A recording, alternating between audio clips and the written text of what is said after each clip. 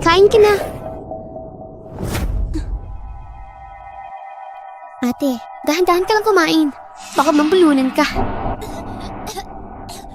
Ano tong ulam natin? Wala na tayong ipapagkain. Kung ayaw mo, diwag. Nanan, nakikiusap ako. Tulungan mo kayo paliwanag sa kanila. Wala akong kasalanan. Hindi ko nilabas ang company secrets. Nanan, maniwala ka. Ate, syempre naniniwala ako sa'yo. Kasi ako ang nag-leak ng company secrets. Nanan, bakit ba ito ginawa? Hindi ba sila naging mabuti sa'yo? Bakit mo ako sinisira? Dahil sa pamilyang Jiang, isa lang ang dapat na maging lady. At ako yun. So ikaw talaga ang may gawa nito. Ikaw ang nag-leak ng secrets. Ikaw ang nag-frame sa akin. Sasabihin ko kay mama at papa. Malalaman nila ang totoo! Ate, sa tingin mo ba maniniwala sila sa'yo ngayon? Nag-i-illusion ka pa rin. Sa tingin mo may kakampi pa sa'yo?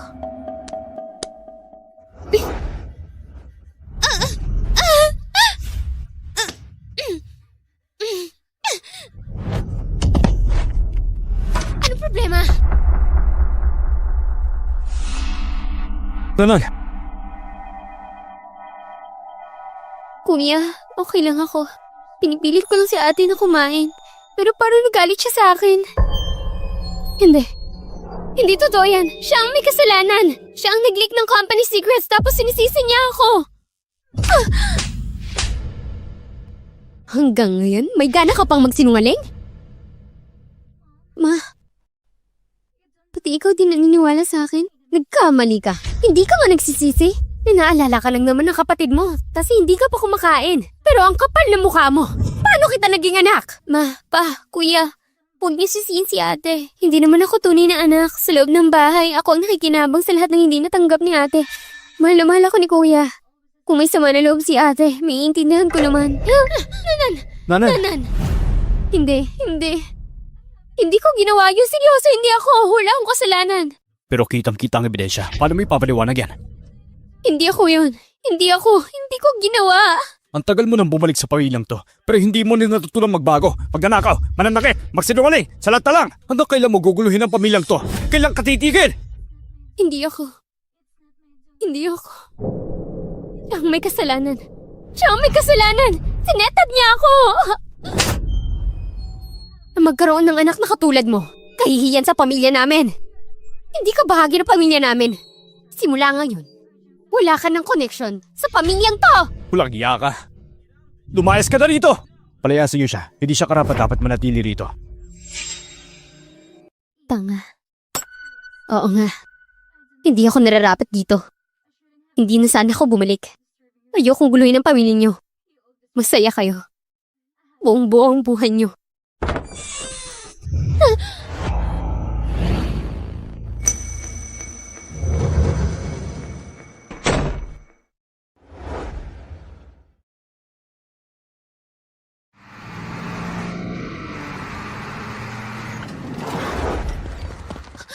Anong balak niyong gawin?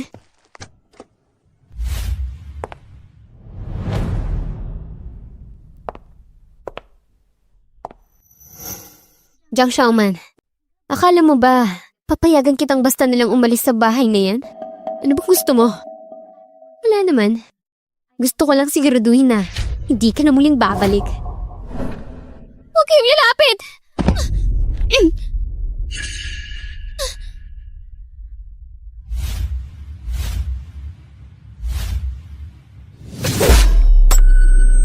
Jiang Xiaoman, isa lang ang tunay na anak ng Jiang. At ako yun. Ikaw, mas mabuting samantalin mo ang natitira mong oras. Boss, ano gagawin namin? Kayo nang bahala. Ang magkaroon ng anak na tulad mo ay isang kahiyan sa pamilya Jiang. Lumayas ka rito! Kakarapat-dapat na maging Jiang. Dahil nabunyag ko ng sikreto, ang kapal na mukha mo! Mahal ako ni kuya. Pero anong ginawa mo? Nagnakaw, Hindi ka nanakit, bahagi ng nagsinungaling. pamilyang to!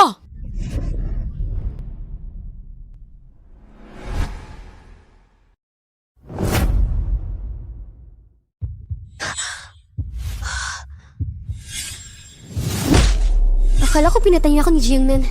Ang fighting ni Nanan sa contest. Ikaw ba ang nagpalit? Mula ngayon, isa lang ang tunay na anak ng Jiang. At ako yun. Hindi kaya bumalik ako sa 5 taon na nakalipas? Huwag mo akong gawin tanga. Ang painting ni Nanan, na-upload na yun. Paano ito naging sa'yo? Ate, alam kong hindi mo ako gusto at ayaw mo rin sa pamilya natin. Pero hindi mo naman kailangan gawin yun para lang gumanti sa akin. Mula nang dumating ka sa pamilyang to, Grabe. hindi na naging tahimik ang lahat. Kahit anong Naging paliwanag ko, wala perwisyo ka sa namang buong maniniwala pamilya sa akin. at wala kang pakinabang Ngayon, dito. wala rin naman silbi yung pagpapaliwanag. Ma, wag mo nang tanungin pa yan. Hindi rin naman siya aamin.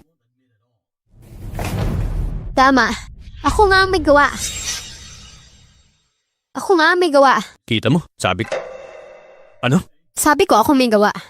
Di ba matagal niyo nang iniisip na ako may gawa? Wala rin naman kwenta. Sayang lang ang oras niyo. Ikaw, lumalaki na ang ulo mo. Kailangan turuan ka ng leksyon. Iabot mo sa akin ang kamay mo. Simula nung ibalik ako sa pamilya Jiang nung 13 ako. Kahit anong gawin o sabihin ko, mali pa rin ako sa paningin niyo. Kahit anak niyo ako, parang di ako kapamilya. Mas mababa pa ako kaysa kay Jiang Nan. Mas mataas pa ang tingin niyo sa mga kasambahay kaysa sa akin. Kung ganun lang din, wala na rin naman akong pakialam.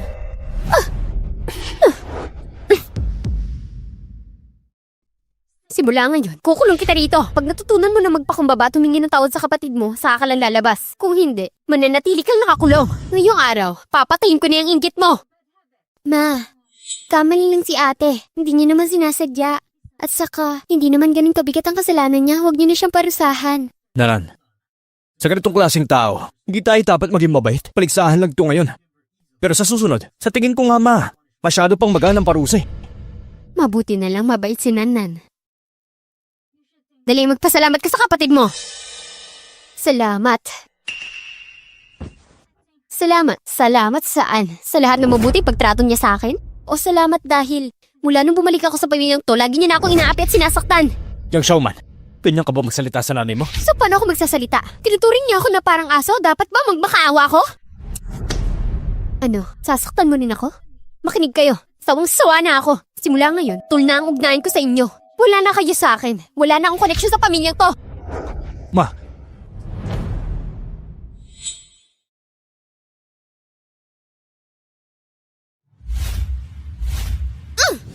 Nanan! Nanan! Nanan! Nanan! Ano? Masaya na ba kayo?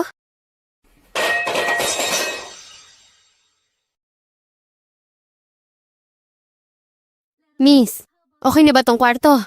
Maganda ang liwanag, medyo maliit lang. Pero para sa'yo, sakto na yan. Kunin ko na. Magkano po ang upa dito? 800 ang upa. Utilities, wala eh. Sige. 800. Okay. Ikaw lang mag-isa dito? Mag-ingat ka palagi ha, nakatira ako sa taas. Kung may kailangan ka, sabihan mo lang ako. Sige po, salamat Ate Zeng. Walang anuman. Sige, ingat ka.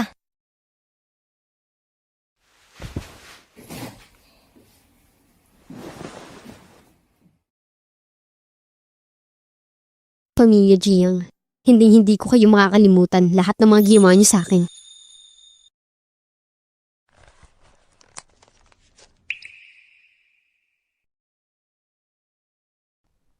Hi, Jiang Xiaoman.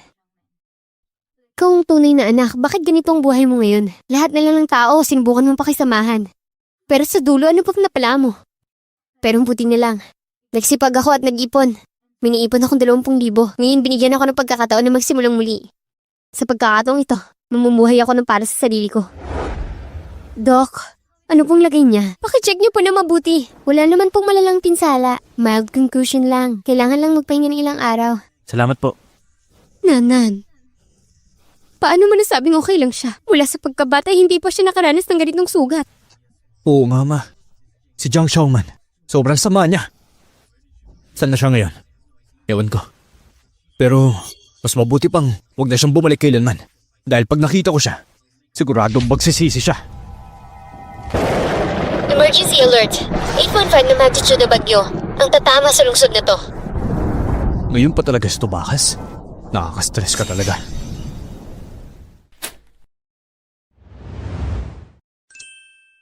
Xiaoman! Sobrang namiss kita! Grabe ang payat mo na. Bakit di mo sinabi sa akin ang kalagayan mo dun? Anak ka nila mismo. Paano nila nagawang piliin ang ampon kaysa sa'yo? Anong plano mo ngayon? Okay lang ako. Sa totoo lang, mas okay na rin na lumayo sa kanila. At least hindi ko na kailangan tiisin sila. Desidida akong kumayod. Patutunayan ko sa kanila na kaya ko. Parang ang dali lang sa'yo sabihin yan. So may plano ka na ba? Basta, malalaman mo na rin sa tamang oras. Gusto mo bang samahan ako? Mag-best friend tayo. Siyempre sasama ako.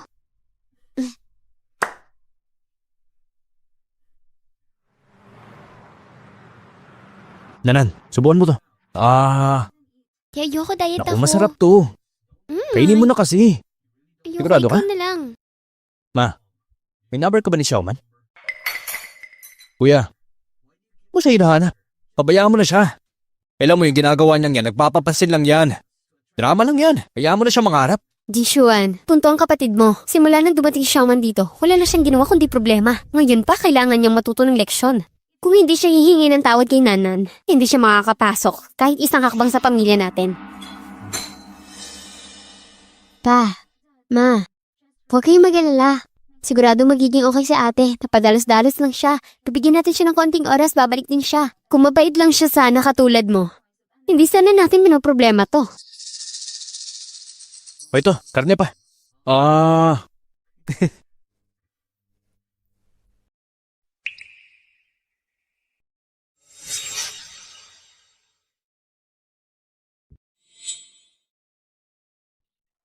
Muma. May number ka ni Jiang Xiaoman? Ginoo, isa lang po akong kasambahay. Paano ko malalaman ang contact ni Miss? Sige.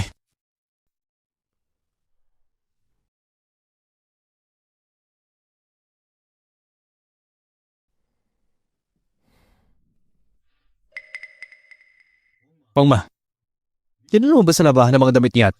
Ginoo, si Miss kasi, wala po siyang ibang damit. Yung suot niya, yun lang talaga.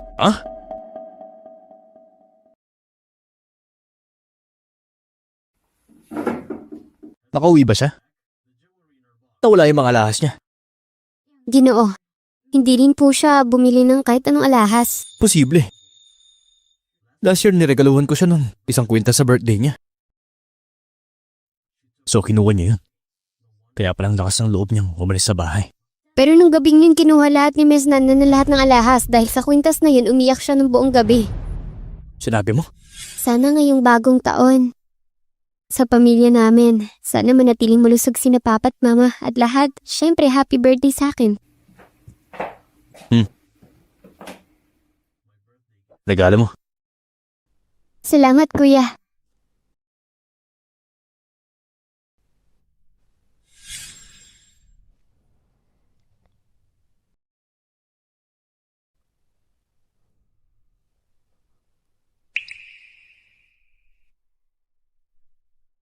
Itigil yung trabaho sa kumpanya. Walang anumang ibang gagawin.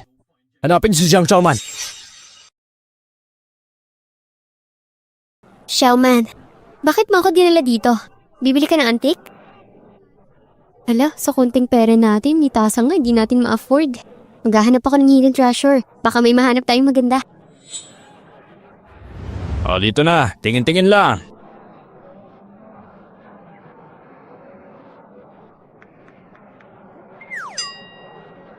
Xiaoman, puro lumang gamit lang to. Kuya, ginamit yung sahod ko para sa part-time job. Binili kita ng regalo. Para sa akin? Imbis na mag-aksaya ka ng oras dito, mas mabuti yung pag-aralan mo muna kung paano maging matinong tao. Alis na tayo.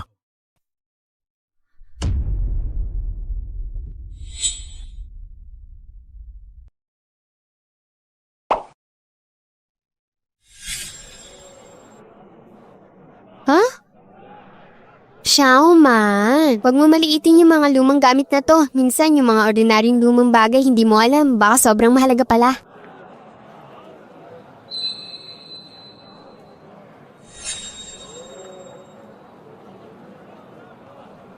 Boss, pwede ko ba makita to?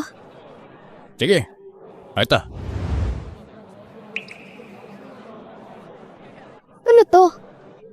Boss, magkano to? Ayan, kahoy lang yan, mura lang yan. 300 pesos lang. Magkano? Ayos. Shaman, huwag ka magpadalos-dalos. Eto, ha? Baby, see you bukas ng gabi ha. Mwah! Hello, Showman? Diba sinabi ko na, tungkol sa kumpanya ibigay kay Vice Pres. Ay, kuya, kung ako sa'yo, baka mo pinapansin yung malas na yun. Mas okay nga siya sa labas eh. Tingnan mo, wala siya rito. Ang gaan sa pakiramdam. Kahit ano pa ginawa niya, kapatid mo pa rin siya. Sinisiraan mo siya ng ganyan. Oh, Boss, Jiang nahanap na si Miss. Ando siya sa antique market sa East City. Shaman, itong kahoy na kahon, di sulit sa 300. Kier, maniwala ka sa akin. Seryoso, maniwala ka. Miss, bibilhin mo ba hindi? Ay, wag na. Hindi kukunin ko akin yan. Shaman, itong kahoy na to, di worth ng 300. Relax ka lang. Ito yung magiging simula ng swerte natin.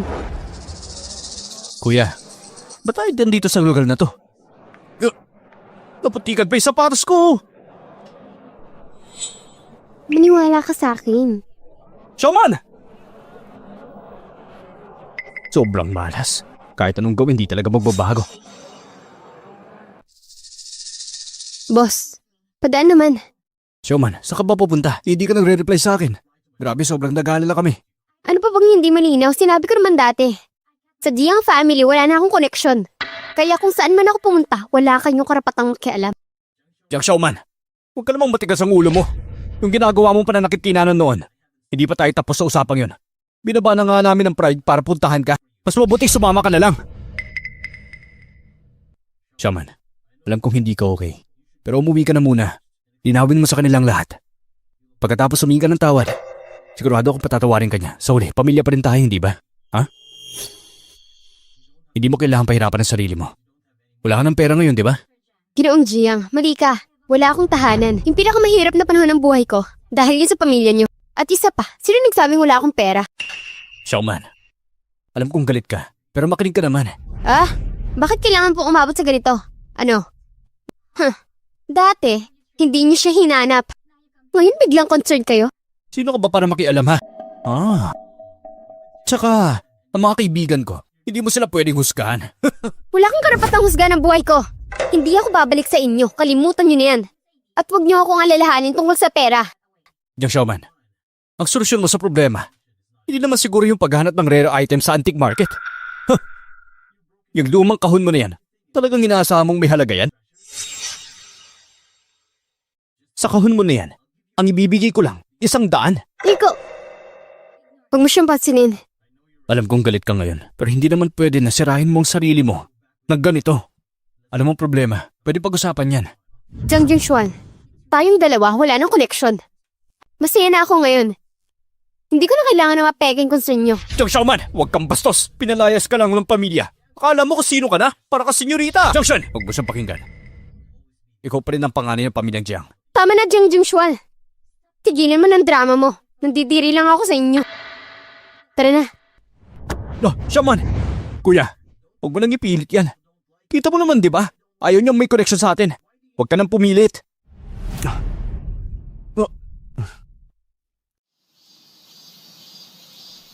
Hello, pwede ba pakicheck ito? Sige, salamat. Kuya, ba't pa tayo sumama sa kanila? Tumahimik ka na lang. Shaman, yung sinasabi mong kahon na kahoy, talaga bang may malaking halaga yun? Coco, maniwala ka sa akin. Malapit na tayong yumaman. Panaginip lang yan. Panaginip lang yan. Pwede ba tigilan niyo na ako? Huwag niyo na ako susundan. Akala mo ba gusto kitang sundan? Kung hindi lang dahil kay kuya, hindi na sana ako nandito. Shaman, makinig ka kay kuya. Umuwi ka na. Yung kahon na hawak mo kanina. Nakita ko na rin yun. Wala namang halaga yun. Kaya pakiusap. Huwag mo na sayangin ang oras mo. Ako nang bahala sa pera mo. Umuwi ka na muna. Makisama ka kay nanay. Sobrang bait nun kung may nagawa siya muli. Ikaw na muna hawa bilang ate niya. Jiang Xingshuan, huwag kang magpaka-inosente na parang wala kang kasalanan. Mga problema ko, hindi mo na kailangan pakialaman. Wala kang alam. Ikaw! Showman, alam kong galit ka pa at hindi mo kaya magtiwala. Pero gusto ko lang namin maprotektahan ka. Huwag ka na magpatigas. Magmatigas? Anong ginagawa kong mali? Gusto ko lang naman kumita ng pera. Masama ba yun? Showman, hindi ganyan kadali ang mundo. Babae ka, mag-isa ka lang. Delikado yan.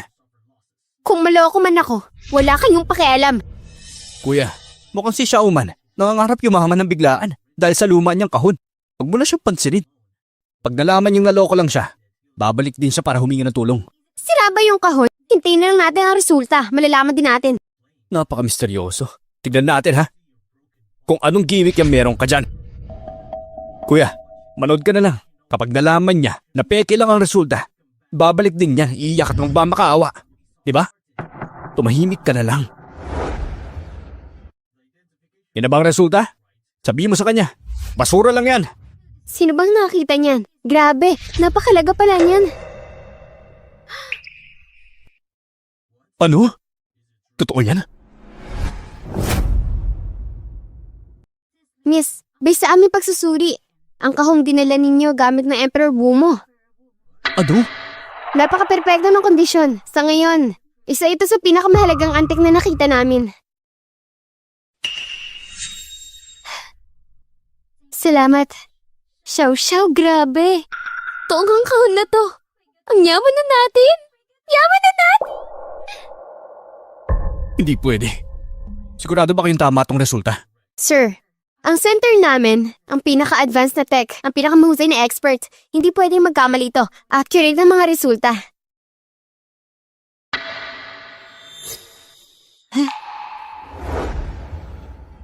Oh, ngayon, ano sinasabi niyo? Ang swerte mo nga naman. Jackpot. Manahimik ka. Showman, sumama ka na. Bakit mo dinala yung mamahaling bagay sa labas? Paano kung may mangyari sa'yo? Mas mabuting iuwi mo na lang yan. Itago mo sa bahay. Kaya talagang mga Giyang, sobrang galing ninyo mag-compute ng pakinabang nyo. Pero hindi ako sasama sa inyo. At itong alahas, di nyo makukuha sa akin. Coco, alis na tayo. Hop! Jang Showman! Wala ka talagang utang ng loob. Concern lang ako sa'yo. Huwag mong isipin dahil sinuswerte ka na kung sino-sino ka na. Bitawan mo ako! Bitawan mo siya! Bitawan niyo siya!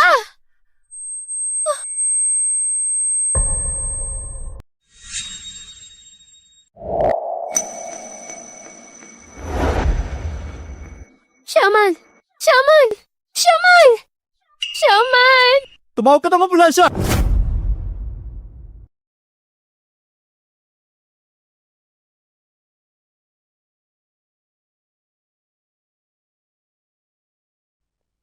Kuya, luwakan ko lang siya. Siya ang natumba. Baka naman, sinadya niya yun. Para perahan tayo. Jiang Chen, grabe ka na! Nakita mo nang ganito siya? Ganun pa rin sinabi mo? Ako pa ang masama. Siya naman to umalis ha. Sinubukan kong pigilan siya. Ba't kasalanan ko pa? Ikaw? Tama na. Tigil na kayo. Ano bang mapapala natin dito?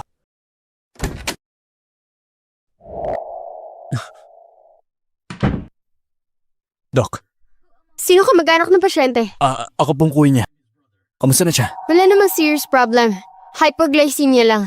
Pero gising na siya kanina. Medyo payat at pasyente. Malnutrition na to. Pero sa itsura mo, hindi naman kayo naghihirap. Bakit naman hindi nakakain na maayos? Pumirma ka na dito. Isang dextrose lang, pwede na siyang lumabas. At tama pagkain pagkatapos. Salamat, Dok. Salamat po. Malnutrisyon? Walang makain.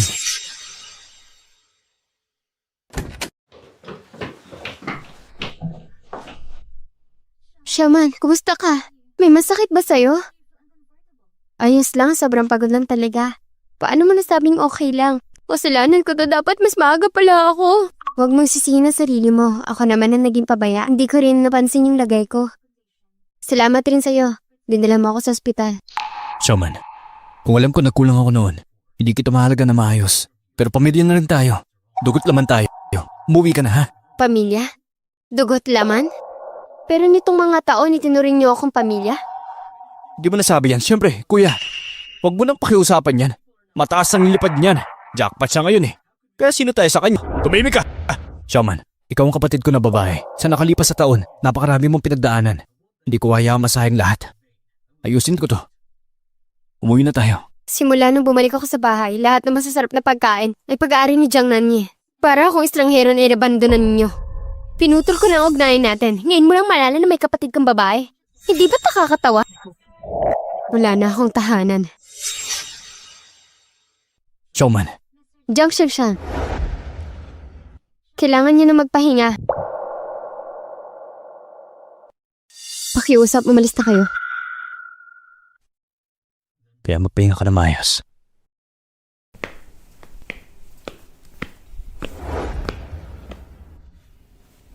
Kuya, malinaw naman, haayon na sa atin. Pinakiusapan natin siya pero pinahiyaan niya tayo. Mas mabuti na lang na huwag tayo lumapit sa kanya. Yung batang babae. Tawag mo sa kanya? Siya ang tunay na kapatid mo. Tama si Xiaoman. Para sa kanya, wala na tayong kahulugan.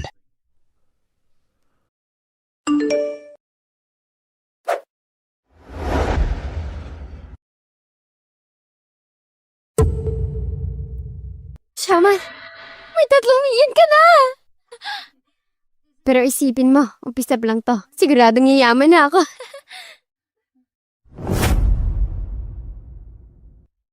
Nanan, kumain ka na marami. Huwag mo hayaang magutom ka. Salamat, Ma. Ma. Nandiyan na ba siya? Huwag mo siyang papasukin. Hayaan mo siyang lumuhod sa labas. Kapag natuto na siya, tsaka na siya bumalik. Ma. Wala si Xiaoman. Ano? Hindi siya sumama? Eh di pabayaan mo siya sa labas. Tingnan na lang natin kung hanggang kailan siya. Ma, itong nakaraan na 5 taon, magkano ba binibigay ko kay Xiaoman? Bakit mo tinatanong? Wala naman. Honey, ikaw ba magkano ang binibigay mo kay Shaman? Hindi ba ikaw ang may hawak ng pera? Wala akong hawak na ekstrang pera. Ano? Ibig sabihin hindi mo siya binibigyan? Alam mo namang ikaw ang mahawak ng budget, lahat ng pera nasa iyo. Saan ako kukuha na ibibigay sa kanya? Hindi siya humingi. Alam mo, busy ako sa trabaho, di ba? Pati ba naman yan, hindi mo inaasikaso? Ano ka ba naman? May ATM card naman siya. Hindi po may monthly allowance siya, so may pera siya. Kung wala, paano siya makakaalis? Kaya isipin mo, ang lakas ng loob niyang lumabas ng bahay.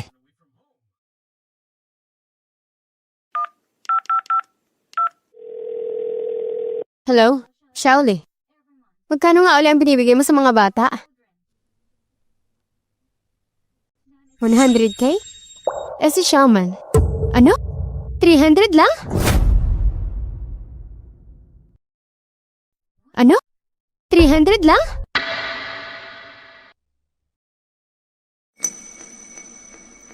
Ma, si ate kasi alam mo naman lagi siyang padalos-dalos.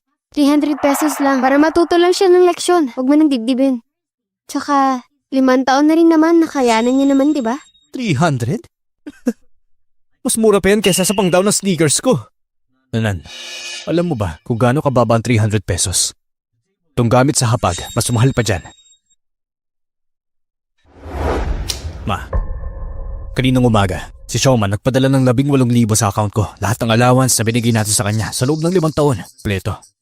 Isinuuli niya. 18? Saan siya kumuha ng ganung pera? Sinasabi ko na nga ba eh.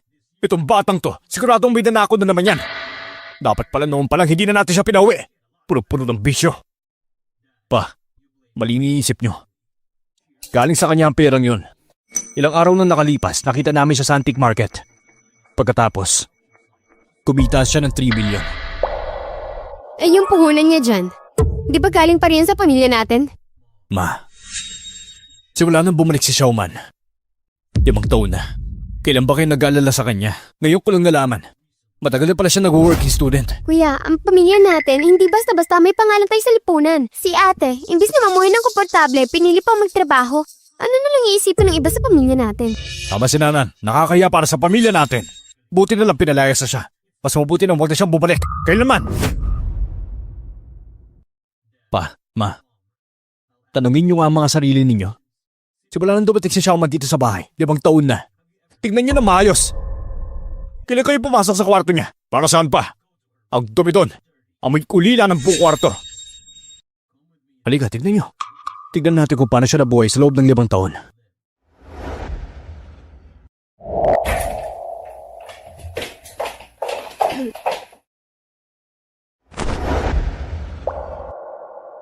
Itong aparador ni Xiaoman. Wala ni isang damit sa loob. Buong taon, isa lang ang damit niya. Imposible. Si Nanan, 10,000 ang allowance buwan-buwan. Lagi may pumupunta rito para sukatin siya. Pero si Xiaoman, buwan-buwan, 300 ang baho niya. Minsan nga gutom na siya. Paano pa siya bibili ng damit? At higit pa doon. Ni isang alahas wala siya. Samantalang si Nanan, may sarili siyang kwarto ng mga alahas. Noong birthday ni Xiaoman, binigyan ko siya ng kwintas. Kinagabihan nun, kinuha agad din Nanan.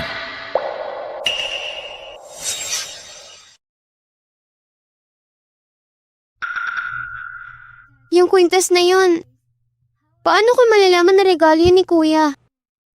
Akala ko lang talaga. Tama na! Gusto ko lang malaman, bankrupt na ba yung pamilya natin? Ganun na ba tayo kahirap? Isang matinong kwintas, hindi ba mabili? Ang laki ng allowance natin. Papatulan mo yun? Ma, pa, 5 taon nang kasama natin si Xiaoman. Itinuring ba natin siyang pamilya? Anong ibig mong sabihin? Pinaparatangan mo ba kami? Pinaparatangan ko sarili ko. Pinaparatangan ko sarili ko. Bakit ko yan lang isip? Sige na. Hindi na yun mahalaga. Ang importante ngayon, hanapin natin si Xiaoman bago mahuli ang lahat.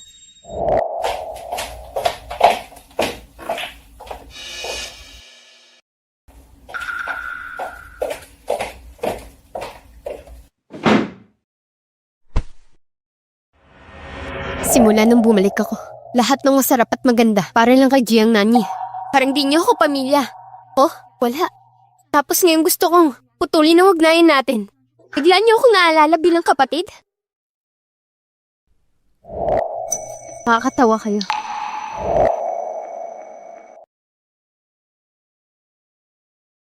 Kuya, huwag mo na sisiyan ang sarili mo.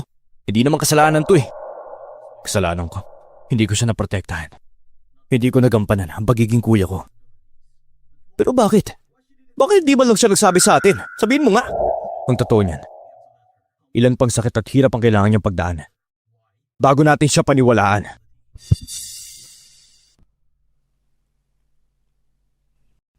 Tama si Xiaoman. Talaga bang bahay niya to?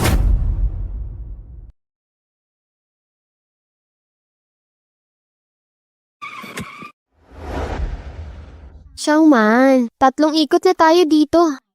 Ano pang ginagawa natin dito? Magnenegosyo. Negosyo? Sinasabi mo?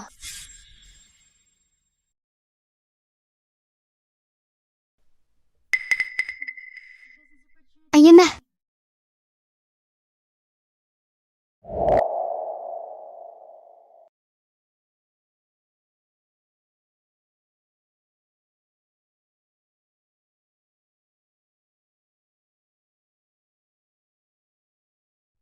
Miss Jiang, ganito ang sitwasyon. Yung proposal, nakita mo na rin kanina. Pwede mo bang tulungan? Kausapin si Master Jiang? Kahit isang beses lang. Sigurado akong magugustuhan niya itong project na to. Pero kung walang investors, itong software hindi tatagal. Mr. Wang, ang ibig mong sabihin, ang pinakamalaking problem niyo ngayon, pera? Tama. Kung makakakuha ko ng investment mula sa pamilya Jiang, pwede kong ituloy ang development. Relax ka lang, Mr. Wang. Pwede kong ayusin ang problema mo sa funding. Pero may isang kondisyon. Anong kondisyon? Gusto ko ng share sa kumpanya mo. Ilang porsyento? 51%. 51%? Ano? Xiaoman, hindi ba masyadong malaki to? Miss Jiang, seryoso ka ba dyan? O niloloko mo lang ako? 51%? Gusto bang kunin ang buong kumpanya ko? Mr. Wang, huwag ka muna magmadaling tumanggi. Pakinggan mo muna ako. Una, sa ngayon, wala nang ibang willing mag-invest sa isang kumpanya na wala namang pag-asa. Imbis na paghintay kang bumagsak ang kumpanya, ba't di masubukan? Pangalawa, oo, 51% ang hinihingi ko. Pero ikaw pa rin ang may finance eh. Gusto kitang tulungan. At bibigyan ko rin ng sarili ko ni chance. Xiaoman, mukhang hindi siya ganun ka-convince. Hintayin natin.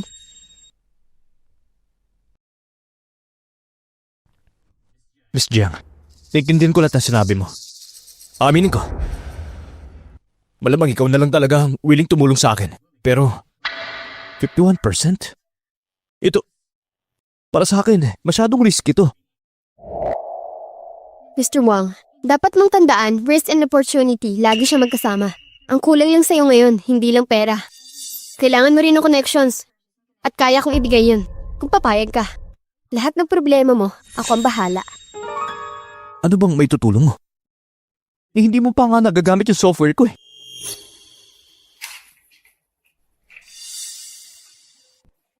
Tingnan mo muna itong proposal.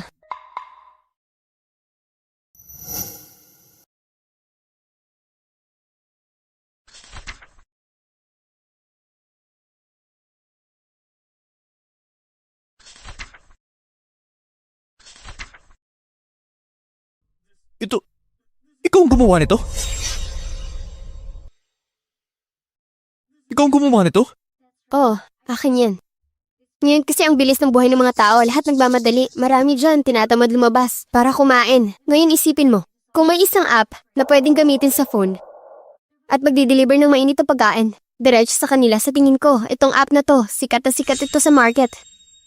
Dito sa proposal, nandito ang market analysis, business strategy, at marketing. Kung susundin natin ang buong process ng plan na to, ang software mo, magiging top player sa industry. Ikaw, bakit mo ko tinutulungan? Isipin mo na lang, naniniwala ako sa kumpanya mo at higit sa lahat sa sarili kong instinct, hindi ako nagkakamali. Sige, pupayag na ako. Nice doing business with you. Nice doing business with you.